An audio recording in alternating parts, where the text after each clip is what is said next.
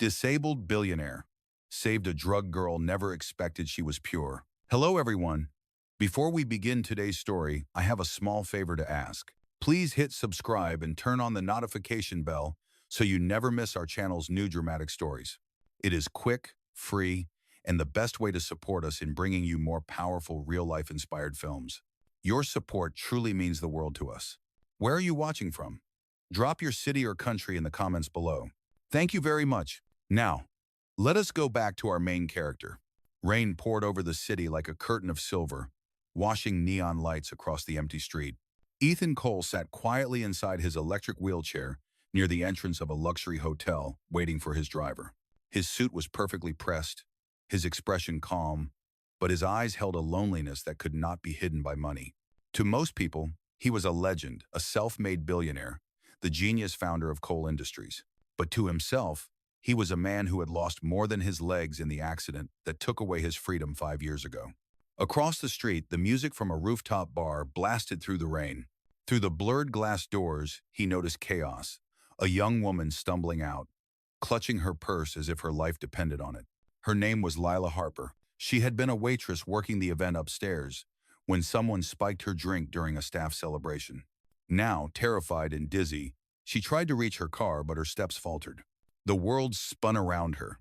A black sedan sped down the street, its tires hissing on the wet pavement. Lila stepped off the curb without seeing it coming. Without thinking, Ethan pushed the joystick forward. The motor whirred, wheels slicing through puddles as he lunged his chair toward her. "Watch out!" he shouted, his voice breaking the rain. The car swerved, its horn screaming into the night. Ethan caught Lila's arm, pulling her toward him just before she collapsed. For a moment, the world went silent, except for the sound of rain hitting metal. Lila's body trembled against his chest. Her breathing was shallow, her pupils unfocused. She whispered, "Please, do not let them take me back." Ethan felt her words like a knife in his heart. He looked up. The bar's bouncer had stepped outside, scanning the street, clearly looking for her. Ethan raised his voice, firm and commanding. "She is with me. Get back inside." His tone carried the weight of someone used to being obeyed. The man hesitated, then disappeared behind the door. Ethan removed his jacket and wrapped it around Lila's shoulders. "Hey, you are safe now," he said softly. "Stay with me." Her eyelids fluttered, and she fainted in his arms. A moment later, his driver rushed forward. "Sir, should I call security?" Ethan shook his head. "No. Call the hospital. Now." The car door opened, and the smell of rain mixed with expensive leather.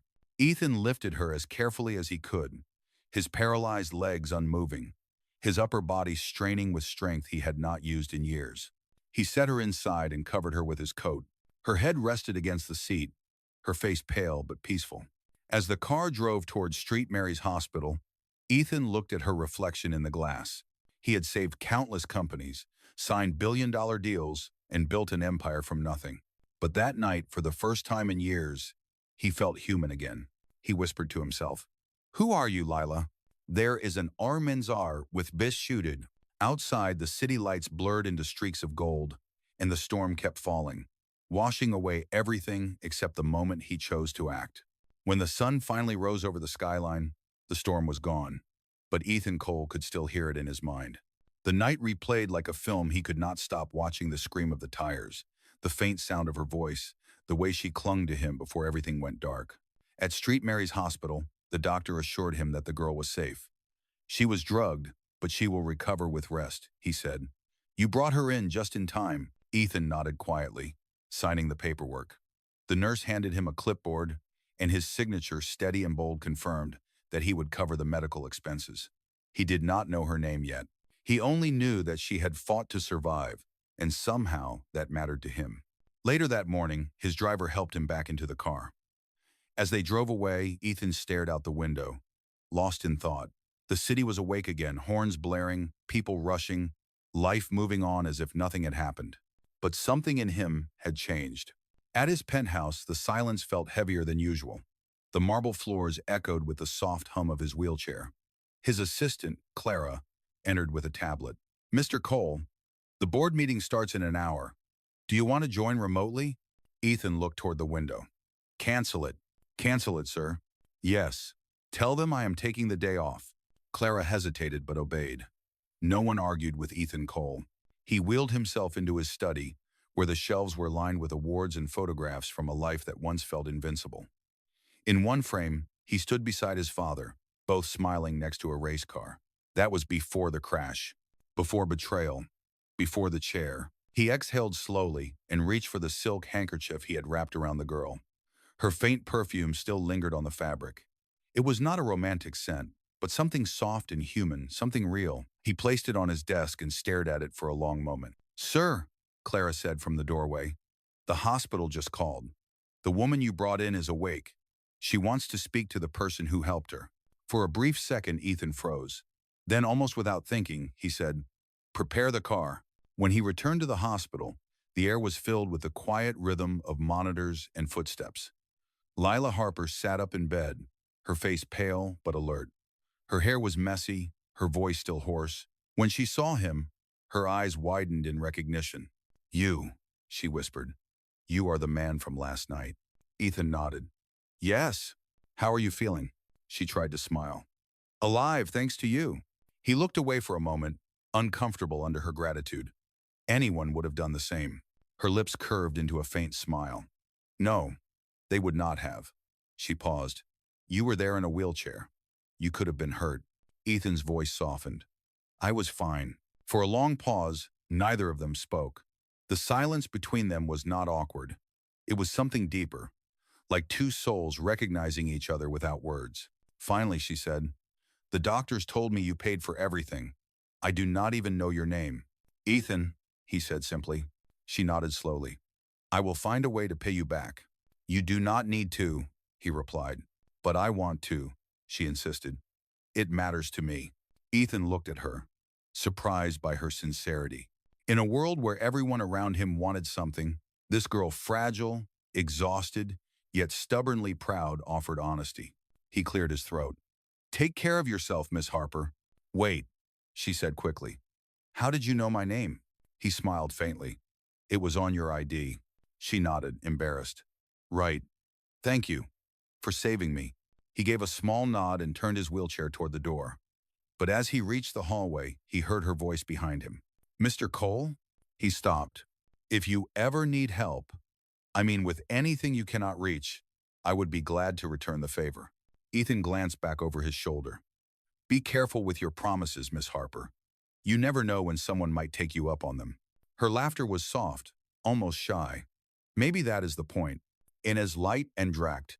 When he left the hospital, he did not notice the nurse watching them from the counter, whispering to a colleague, "Do you know who that is? That is Ethan Cole, the billionaire from Cole Industries." Lila did not hear it yet. She only knew that the stranger who had saved her life was not just kind, he was someone who saw her as human when the world did not. And Ethan, driving away under the pale morning light, could not shake the feeling that their paths were not finished crossing. A week later, the city had already forgotten the storm, but Ethan Cole could not. Every night, when the world outside his window went silent, he still saw her face, the panic in her eyes, the way she whispered, "Please do not let them take me back." He told himself it was just concern, nothing more. He had helped a stranger. That was all. But deep down, he knew something about that night had unsettled the walls he had built around his heart. At Cole Foundation headquarters, his assistant Clara rolled in a cart of folders. "Sir, about the community outreach program," she said. "We have a new applicant for the assistant coordinator position. Her name is Lila Harper." Ethan froze for a second. "Lila Harper?" "Yes, sir. She has experience in event management and volunteered at St. Mary's Hospital after recovering." He looked out the window, pretending to be uninterested. "Invite her for an interview tomorrow morning." Clara smiled faintly. "Already scheduled, sir."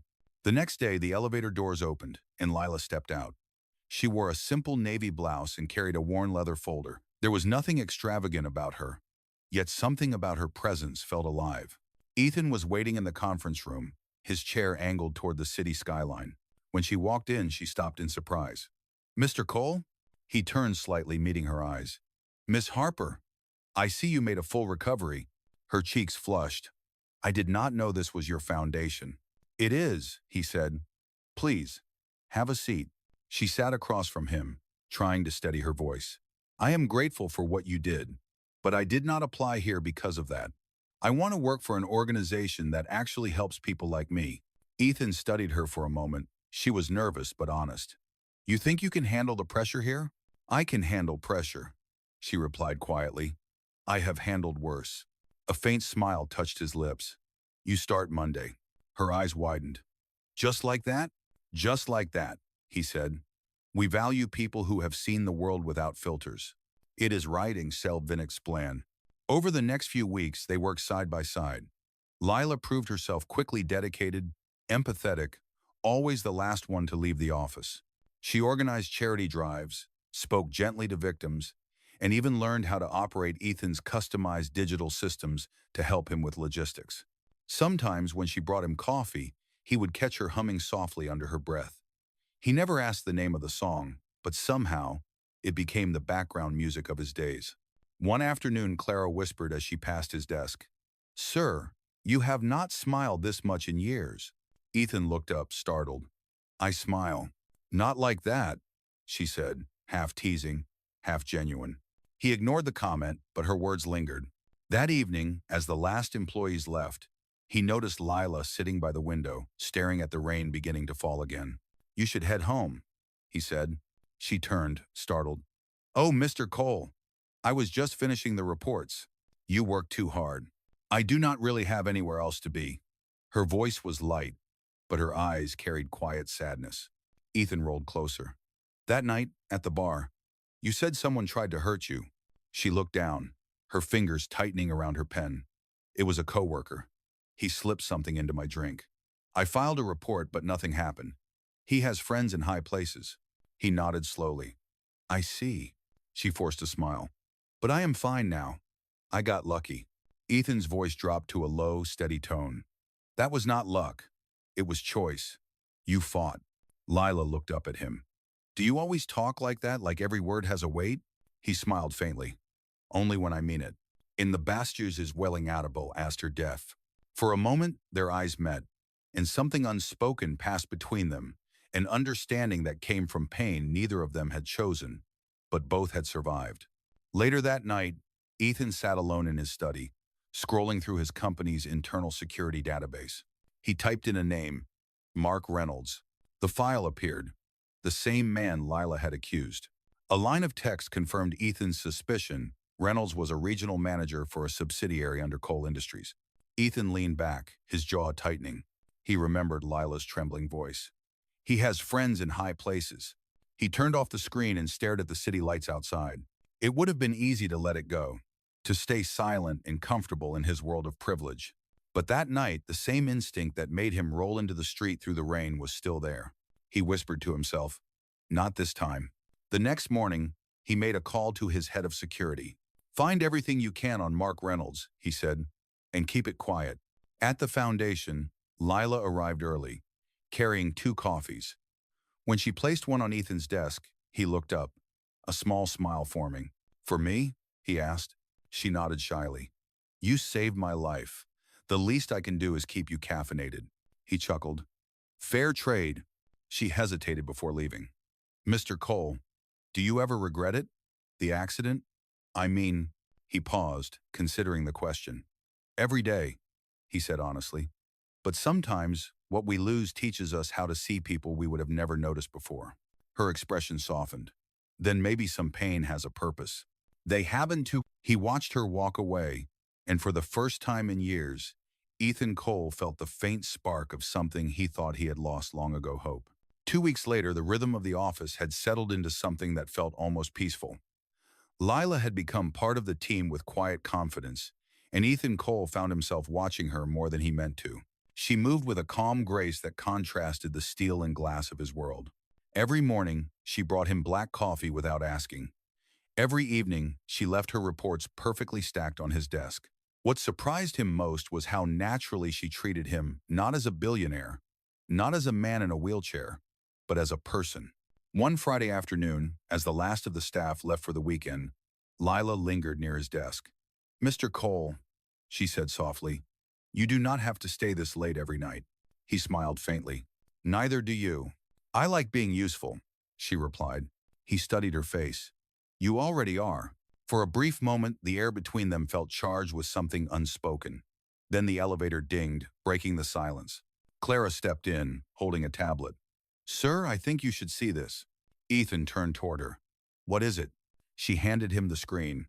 A headline flashed across the business news feed. "Disabled billionaire Ethan Cole, spotted with mystery woman. Is she his secret fiancée?" Lila's eyes widened. "What? How did they even—" The photo showed her standing beside him in the lobby that morning, smiling as she handed him his coffee. From the right angle, it looked intimate. Too intimate. Ethan's jaw tightened. "This is nonsense." Clara frowned. "It is already spreading. Some outlets are naming her. I am afraid your board will want an explanation." Lila's face turned pale. "Oh my God. My landlord follows those pages. My mother might see this." Ethan's tone softened. "I will handle it. None of this is your fault. But people will think—" "Let them think what they want," he interrupted gently. "You did nothing wrong." Still, he could see the panic in her eyes. The same fear she had when he found her that night in the rain. By Monday morning, the gossip had gone viral. Reporters camped outside the foundation gates, flashing cameras every time Lila stepped out. She tried to ignore them, but whispers followed her through the halls. When Ethan arrived, she was already at her desk, eyes red from lack of sleep. "Mr. Cole, maybe I should resign," she said quietly. "This is hurting your reputation." He wheeled closer. "If anyone should be ashamed, it is the people spreading lies, not you." She shook her head. "You do not understand. I cannot afford to lose another job." Ethan hesitated for a moment, then spoke with calm conviction. "You are not leaving. You are under my protection now." That afternoon, he called a press conference. Reporters filled the marble lobby, cameras flashing like lightning. Lila stood near the edge of the stage, her hands trembling. Ethan faced the crowd, his voice steady. "The woman you saw with me is not a scandal. She is one of the most dedicated people at my foundation. I owe her my respect and my gratitude." He paused, his gaze finding Lila's. "And if any of you think that my wheelchair limits my judgment or her worth, you are wrong. Strength is not measured by legs or headlines, it is measured by truth." The room fell silent. Then flashes erupted again, not from mockery this time, but from awe. Afterward, as the reporters dispersed, Lila approached him slowly. "You did not have to do that," she whispered. "Yes, I did," he said, "because you deserve better than rumors." Her eyes glistened. "You really mean that?" "I never say what I do not mean." For the first time, she smiled through her tears. "Thank you, Ethan." He looked at her for a long moment, then said softly, "You do not owe me anything. But if you want to stay, stay because you believe in what we are doing, not because you feel indebted." She nodded. "I believe." That night, as she left the building, Ethan watched her through the glass doors. For years, he had lived surrounded by power and silence. But now, for the first time, it felt like something real was beginning to take root, something worth fighting for. Days passed after the press conference, and the noise around the rumor finally began to fade. Yet inside Ethan Cole's heart, something new had started, something he could not name. Something that frightened him more than any business deal ever had. He told himself it was only respect, gratitude for her loyalty. But every time Lila Harper smiled, every time her voice softened when she said his name, he felt his defenses tremble. At the foundation, things returned to normal. Lila managed projects, met donors, and spoke with survivors. Ethan often watched from his office, admiring the calm authority she carried. She did not pretend to be perfect, but she had a way of making others believe they could heal. One late evening, when most of the lights in the building were off, Ethan found her sitting in the lobby, staring at her phone. Her eyes were glassy. "Is something wrong?" he asked. She jumped slightly, then shook her head. "It is nothing important." "Lila," he said gently. "Tell me," she sighed. "It is that man, the one from the bar. He works for one of your partner companies. He sent me a message today." Ethan's expression hardened. "What did he say?" "He said I should keep quiet about that night if I want to keep my job here." I did not respond. "Did he threaten you?" "Not directly, but I know what he meant." Ethan's voice grew cold. "Give me his name again." "Mark Reynolds." He nodded once. "Do not worry about him. I will take care of it." Lila's voice trembled. "Ethan, I do not want to cause trouble for you." "You are not the one causing trouble," he said firmly.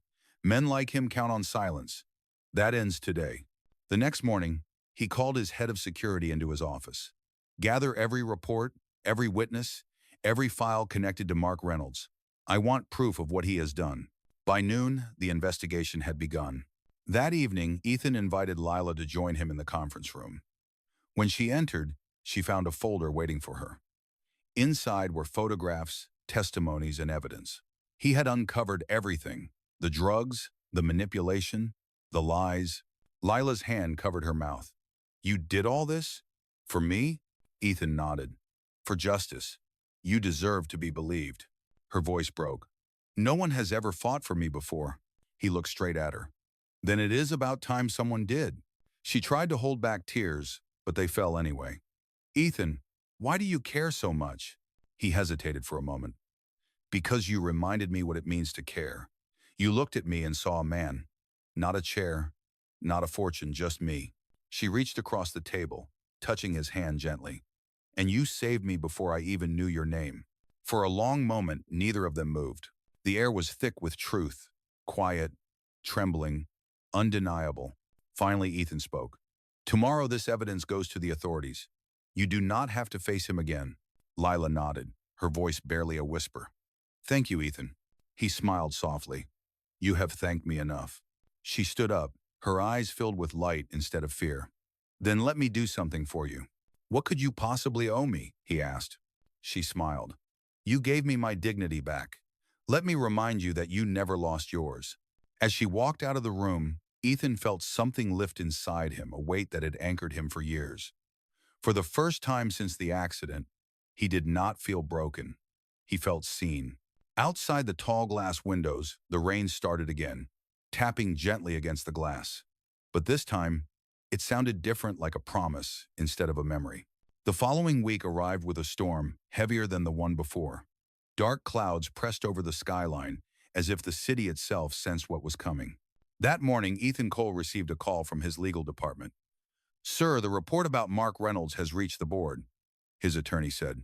He is claiming that you falsified evidence to protect your personal assistant. He is threatening to sue both you and the Foundation for defamation. Ethan's voice stayed calm, but his jaw tightened. Let him try. The truth does not need to hide. Sir, it will still cause chaos.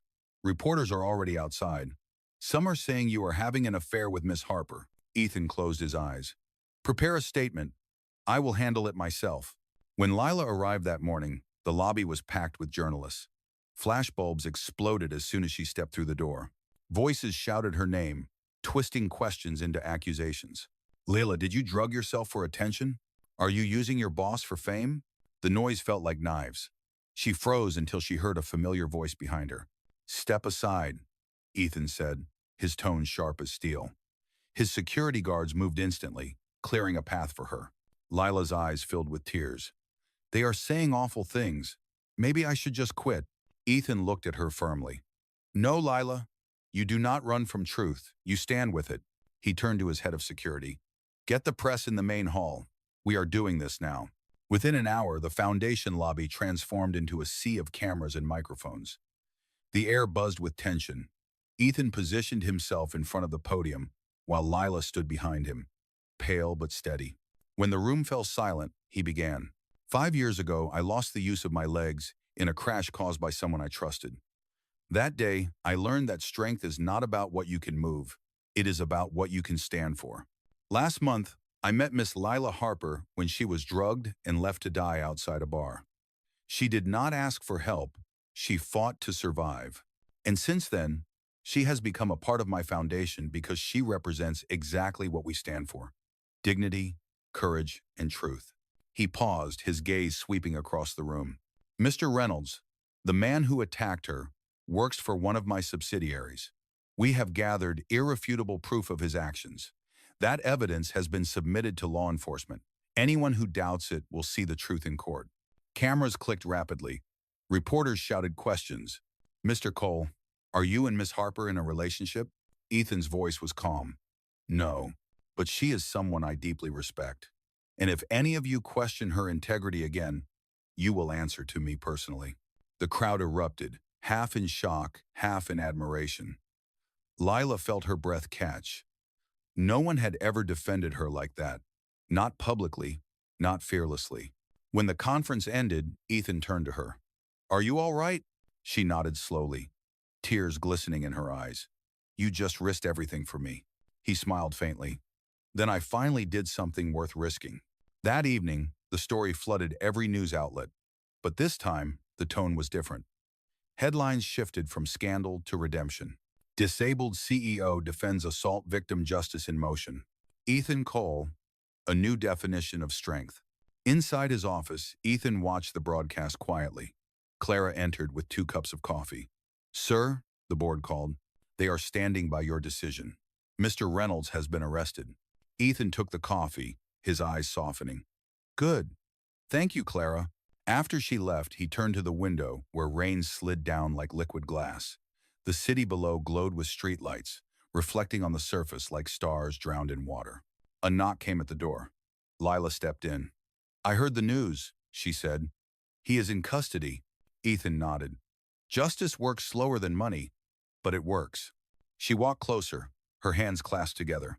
"I wanted to thank you again, not just for me, for every woman who was ever afraid to speak." He met her eyes. "You did not owe me thanks, Lila. You owed yourself the truth." She smiled faintly. "Still, I will say it anyway."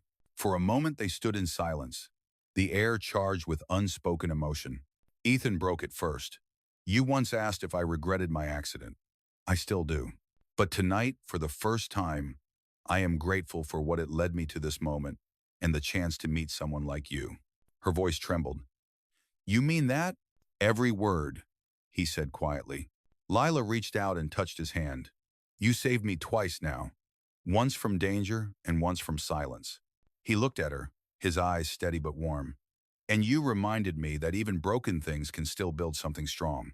Outside, the storm began to ease. The thunder faded, leaving only the soft rhythm of rain against glass. In that stillness, neither of them spoke again. They did not need to. The truth between them was louder than any words could be. Days later, the foundation returned to its normal rhythm. But for Ethan Cole, nothing felt the same. The public now saw him as a hero, the man who stood up for justice. Yet inside, he felt restless. Recognition had never been his goal.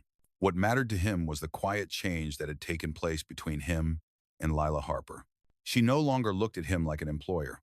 When she spoke to him, her tone carried warmth instead of distance. She smiled more often, laughed a little louder, and sometimes when their eyes met across the office, she looked away too quickly. Ethan noticed every detail, but he said nothing. One morning, as the autumn sunlight poured through the tall glass windows, Clara entered with an envelope.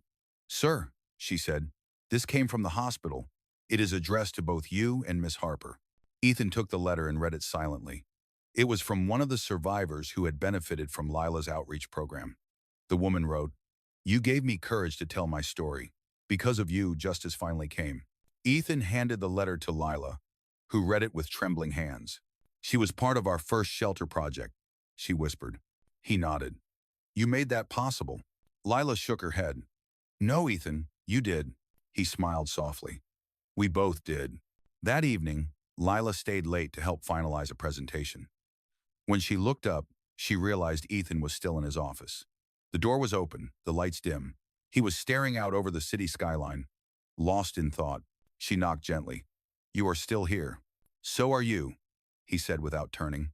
"I wanted to finish the donor slides, and I wanted to avoid another empty night," he said quietly. She stepped inside, unsure what to say. "You have done a lot of good, Ethan. You have changed lives." He let out a soft laugh. "You know what people forget about doing good? It does not erase loneliness." Lila moved closer. "You are not alone anymore." He turned toward her, his eyes searching hers. "Maybe not, but sometimes I still feel like a man standing behind glass, watching life from the outside." Without thinking, she placed her hand on his. "Then let someone in." He stared at her hand resting gently over his own. "You have no idea what you are inviting into your life, Lila." She smiled faintly. "I am not afraid." For a moment, neither of them spoke.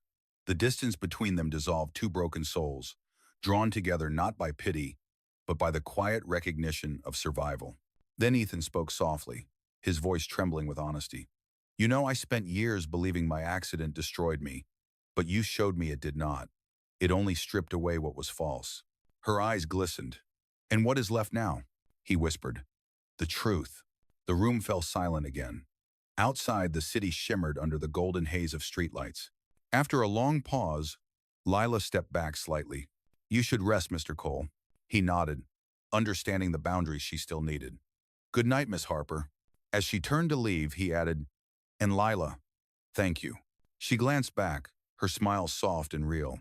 "You are welcome, Ethan." That night, alone in his penthouse, Ethan replayed her words in his mind. "You are not alone anymore." For the first time in years, he believed it.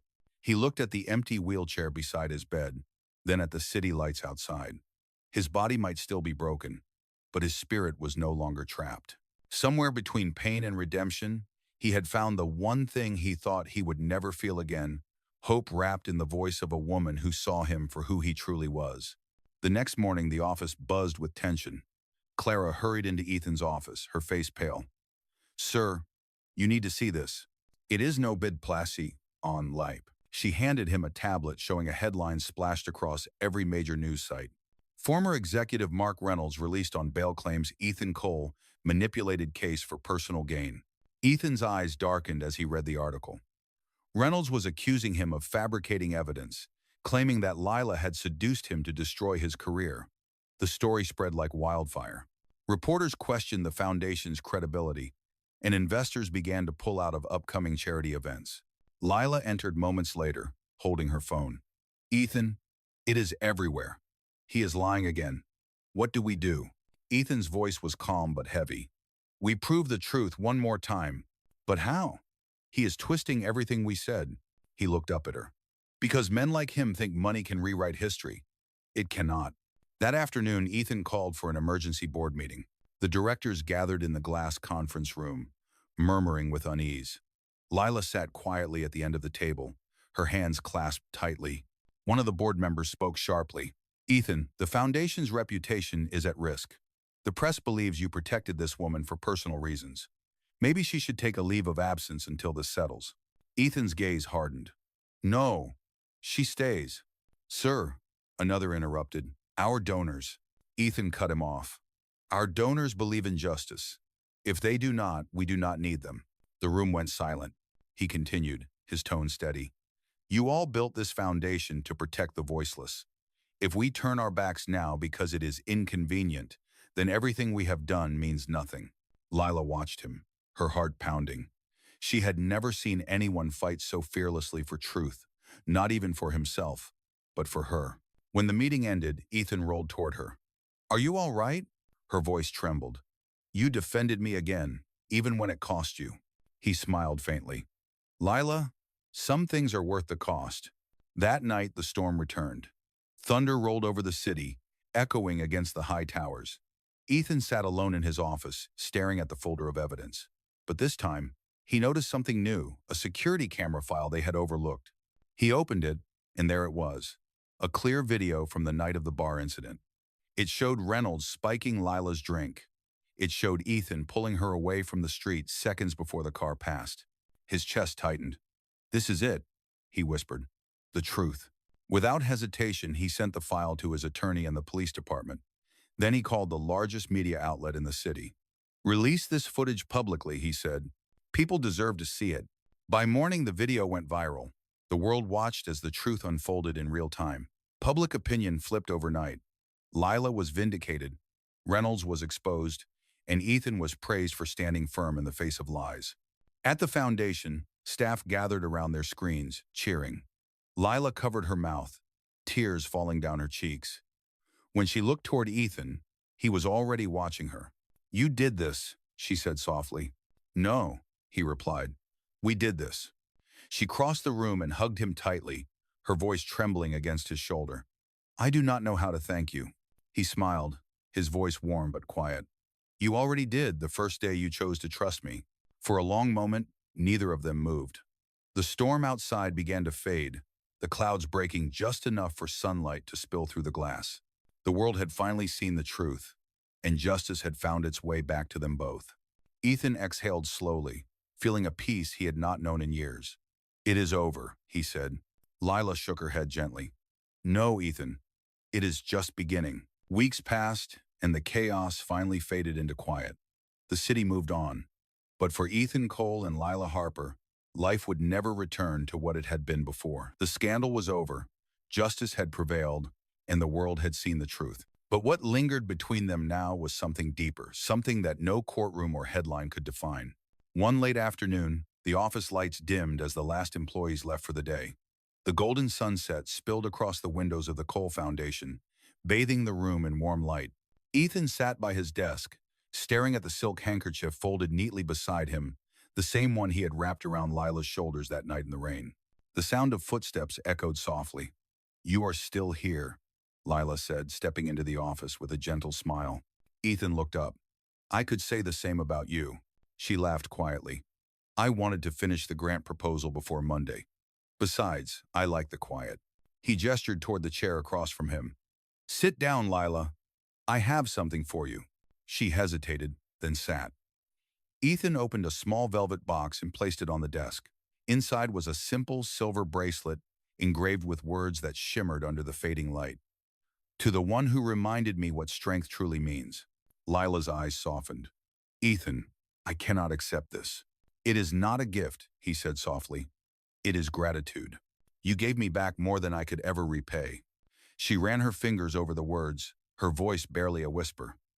"You saved me, Ethan. Twice.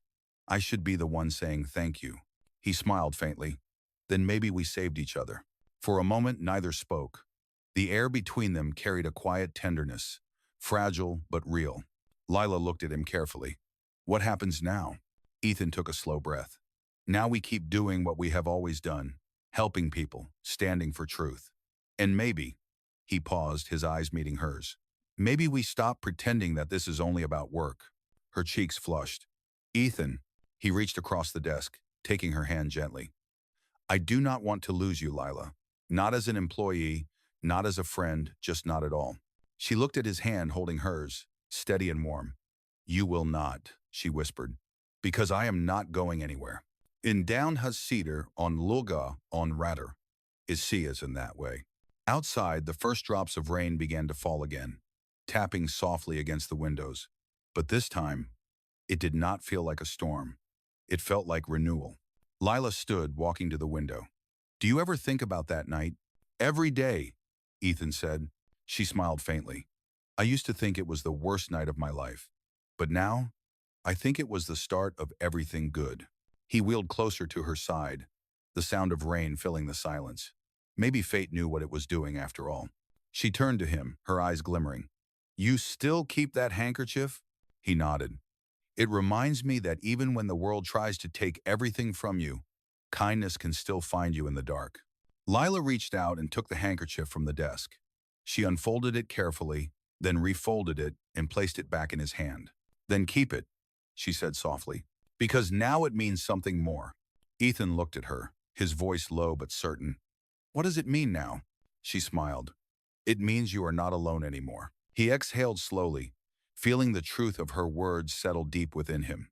For years he had lived behind walls of pride, pain, and silence. But now, those walls were gone. The camera of the world might have seen a billionaire in a wheelchair and a woman he once saved. But in that quiet room, they were simply two hearts that had found their way back to life. Outside, the storm cleared, leaving the city glowing beneath a calm, silver sky. Ethan whispered, "He saved her once, but in the end, she saved him too."